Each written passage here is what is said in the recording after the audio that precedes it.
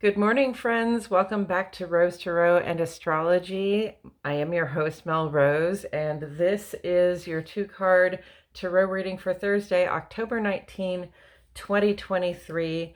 And this time I'm just going to go ahead and do a two-card reading without really specifying what what the positions of the cards are, and see what we can interpret for today from that for our collective, all of you out there in Rose Tarot and Astrology Land. I appreciate you for being here. Please like the video, subscribe to the channel, click the notifications bell so you can get all of the content that we post here when we post it. Okay, let's go ahead and get started. The first card we have is the Page of Cups, and the page is a youthful figure. So this is about approaching things with innocence, but a certain knowledge of what we're doing with them. You know, the Page of Cups is about water element. It's about emotion. It's about intuition. It's about creativity.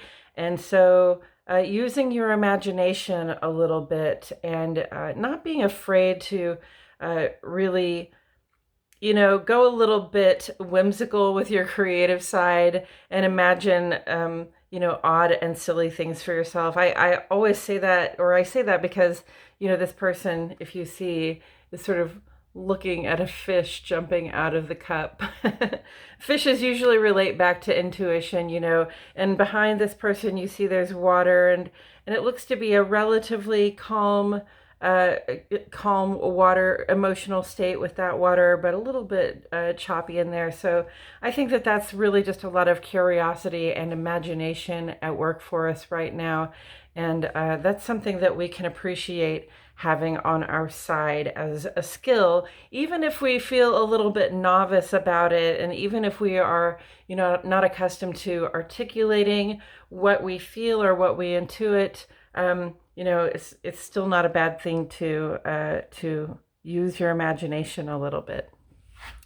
And then we got the Six of Wands. Didn't we just get the Six of Wands in the last one of these?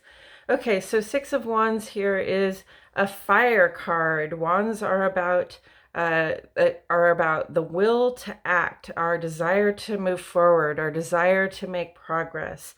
So that can be impulsive, and it can be impatient. It can also be impetuous, which means sort of going forward no matter what the consequences are. But here we see a person who has gotten to a level with their will to act where they understand how to pull a bunch of things together and achieve something good.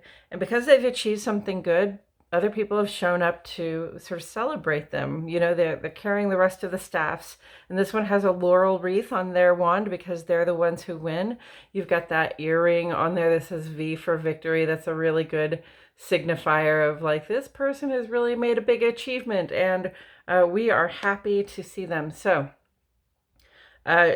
So, you know, curiosity and winning. You know, I think I'm getting a message here that, you know, if you can maintain a certain innocence, and when I say maintaining innocence, it's like approaching things as though you haven't seen them before, or approaching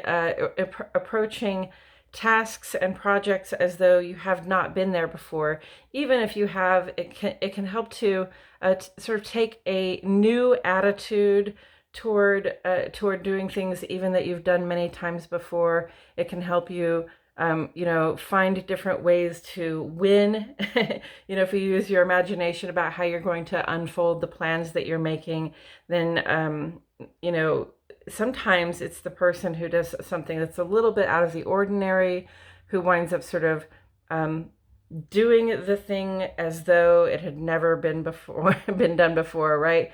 And that's where the big win comes in. So don't be afraid if you're trying to achieve something big, if you're trying to, you know, if you're really working hard on something that you want to establish in the world, that you want to you know, that you want the world to notice you for. Don't be afraid to you know, go about a slightly different way than other people would. Be a little bit of an individual, creative about it. Add your own special you know, artistic and creative touch to the things that you're doing. Okay, we don't want to be cookie cutters. Cookie cutters don't get parades. Okay, and I think that's where I'm going to leave that today. Thank you so much for tuning in, and I'll see you all in the next video.